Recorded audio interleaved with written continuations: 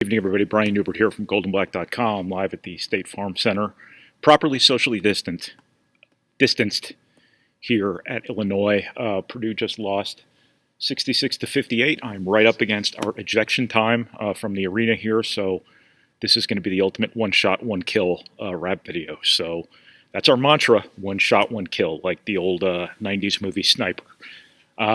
So want to mention our sponsor first off, the Purdue Union Club Hotel. Next time you're planning a trip to campus, please keep them in mind. I am hoping like hell I don't need a hotel tonight. Going to go out there and find out whether it's snowing or ice raining or whatever it does in Big Ten country this time of year. But obviously Purdue loses 66-58 here at number 15 Illinois. Last year I covered a game here where Purdue scored 37 points and set a school record for field goal futility. So if you're looking for moral victories, if you're looking for silver linings, hey, it wasn't that. Purdue continues to, show potential to do some really positive things, and then the positive things turn out to be fleeting. I just realized this wasn't plugged in. I hope you can hear me. Anyway, Purdue does some really positive things, and then the positive things turn out to be fleeting, and that was the case again tonight. Purdue, exact same as the Rutgers game. It's eerie how the Miami game unfolded exactly like the Marquette game from last year, and then 2 games in a row for Purdue unfold almost identically. Obviously, the names have been changed to protect the innocent to a certain extent, but Purdue was up 5 in the second half at Rutgers. Things kind of went sideways from there. Purdue was up 6 here at Illinois around the same time of the game. Things go sideways from there. I think that, teams learning how to win is a real thing. And I think, this team, with all of these young guys and these old guys who haven't played with these new guys quite as much, there's going to be a process here. And I think, Purdue being in these situations and not doing the right things, in part, is because this team has not been in these situations in order to do the wrong things enough to where they can get to the point where they do the right things. This team continues, the turnover thing is a hand grenade with the pin pulled out in this team's hand at all times. And it went off tonight at the worst time possible after Purdue had gone up 6 at the end of the 19-0 run. And that was that. Once again, Purdue just cannot turn the ball over because terrible things happen every time they turn the ball over. And tonight they just turned the ball over at the worst possible time. Purdue, I think, might just need to grow into this. They might have to, lose to know how to win, as a wise man once sang. But this is also one other point to make about this game is the moment there where you're up 6 and you just need to do the right things, that's where you need your veterans. And I think, Travion Williams had a good game for Purdue. Aaron Wheeler really had his fingerprints all over this game. He did a lot of really positive things. Sasha Stefanovic did a lot of good things. It's time to stop saying he can't shoot on the road because that's not reality anymore. He finished last season okay, and he's done pretty well this year. That's not a thing anymore, I don't think. I say that now in Purdue's next road game. He'll go 0 for 100.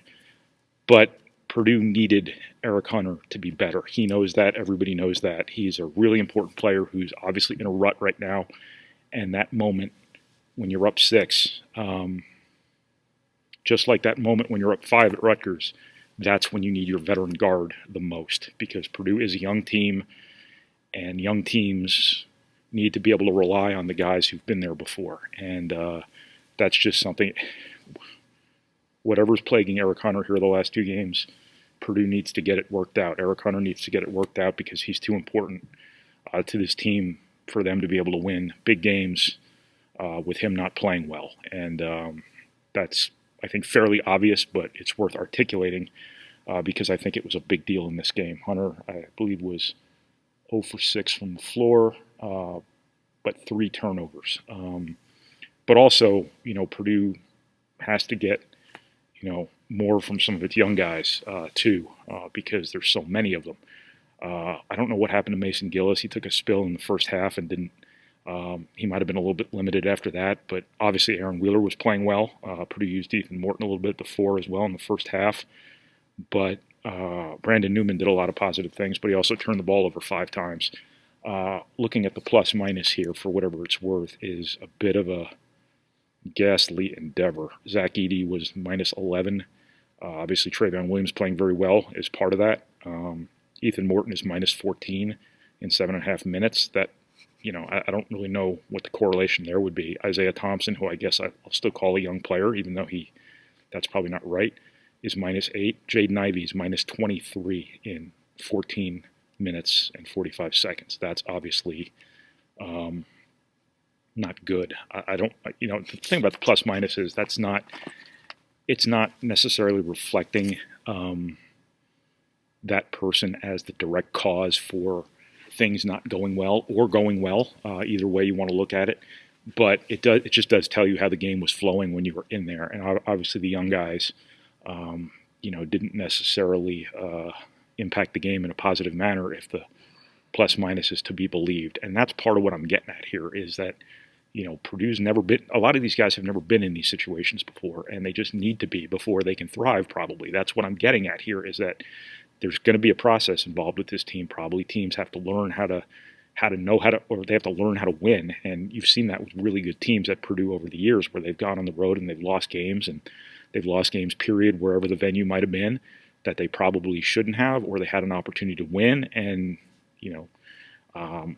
you ought to get better from your failures. And that was the really confusing, the really, troubling thing about the Miami game was that, Purdue obviously didn't seem to have learned from the Marquette game last year when they had a lot of guys who were, involved in that game back playing at Miami. That was just a complete meltdown in the second half. But my point here is that when you lose games like this and Rutgers, because they're almost identical, you have to turn that into a positive somewhere along the line. And, this team needs experience badly in more ways than one, because this isn't just about having all these young guys. This is about having a broken off season. This is about being down a bunch of guys in the non-conference season. This group has not played together very much still. I know that's not really, that's kind of a lot of stuff. I'm not pinning it still on the off season when it's obviously January 2nd right now. But I think that stuff does matter. This team just doesn't have a hell of a lot of experience together in moments like this. But the good news about these games, and Purdue has seemed relatively encouraged, as I think it should be, because you have shown what you're capable of at your best. It's just a matter of harnessing your best more often. You have seen Purdue's ceiling in these games, and it's pretty good. Purdue being able to lead at Rutgers in the second half after being down double digits, Purdue being able to lead here at Illinois after being down double digits really shows something, not only about what they're capable of as a basketball team, but that they don't roll over. And I know that's kind of the sort of moral victory that people aren't all that interested in sometimes, but I do think it matters. I think this team has shown some real potential here, and I think the fact that you've got all these road games out of the way here, and you've gone through what you've gone through at Iowa, at Illinois, and at Rutgers, 3 of the best teams on your schedule, the 3 most difficult road games on your schedule probably, or 3 of them at least. You get them out of the way now, and if that helps you win at, wherever later in the season, hey, great. That's what I'm getting at here, is that there are positive things to be taken from this. And, I'm going to cook the books here a little bit, and I'm going to say that, if Purdue beats Nebraska at home, which Purdue absolutely positively should beat Nebraska at home, you're 3-3 in the Big Ten after 6 games. And I think this is a year where 500 in the Big Ten gets you in the NCAA tournament. Not only gets you in, but probably gets you in easily. Obviously, it's so early in the season right now, you don't necessarily know what the field looks like. But I would think 500 in the Big Ten this year gets you in the NCAA tournament. And you're 3-3 after 6 with 3 of your most difficult games out of the way. All you got to do is kind of hit par from here, and you're in the NCAA tournament. If you make the NCAA tournament this year, with everything you got coming back next year, which is essentially everything, Purdue's done well, if you ask me. So Purdue's potential coming out here, I think, has been a silver lining from these losses. Purdue's got to be able to score more against these teams. I thought Purdue really did a good job executing to start the half, but only finishes with 58 points. That ties back in exactly what I'm talking about, is that the turnovers thing, that's 14 possessions, they don't have. I know 14 is not an exorbitant number, but again, Illinois gets 17 points off of them. Purdue gets 14 fewer possessions. That they had to keep Illinois out of transition, and they did not do that, either off turnovers or defensive rebounds. And that negated what I thought was a really positive step forward from a half-court defensive perspective, because when Purdue was set on defense, it was pretty good defensively tonight, whereas when Purdue was set defensively at Rutgers, it was terrible. So I think that was a really encouraging thing for Purdue tonight. Again, you've seen potential here. It's a matter of taking the potential and making it your reality and not just your potential. So I got to get out of here. Thank you, everybody, for watching. Thank you for reading. Thank you for listening. And thank you to the Purdue Union Club Hotel for your promotional considerations. Next time you're considering a visit to campus, please keep in mind the Purdue Union Club Hotel. Thanks so much, everybody. Appreciate it. Wish me well on the highway. Thank you.